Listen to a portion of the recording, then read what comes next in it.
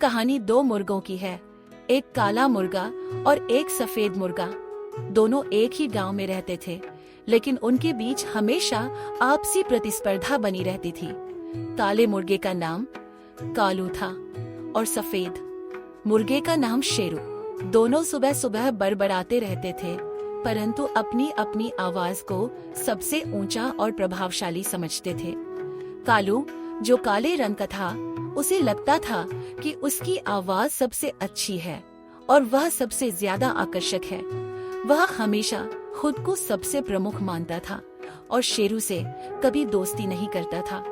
दूसरी तरफ शेरू सफेद रंग का था और उसे अपनी सफाई और सुंदरता पर गर्व था। उसे लगता था कि उसकी सफेद रंग की चमक सबसे खास है और उसकी आवाज भी बहुत शालीन और मधुर थी। एक दिन गांव में एक बड़ा मेला हुआ। गांव के सभी लोग और जानवर उस मेले में शामिल होने आए थे। कालू और शेरू भी उस मेले में पहुंचे।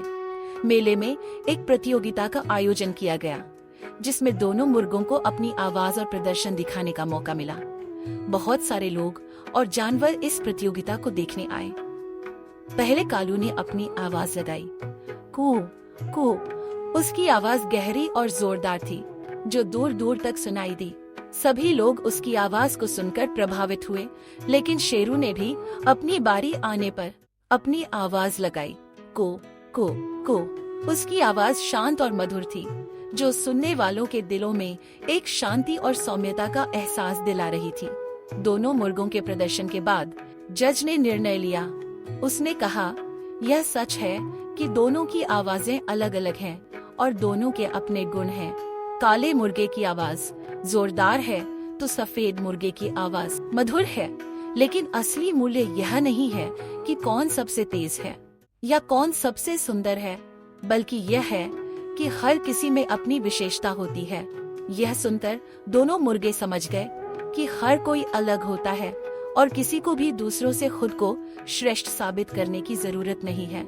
उन्होंने एक दूसरे से हाथ मिलाया और एक दूसरे की आवाज और सुंदरता की सराहना की। इस प्रकार काला मुर्गा और सफेद मुर्गा दोनों एक दूसरे से दोस्त बन गए और गांव में शांति का वातावरण फैल गया।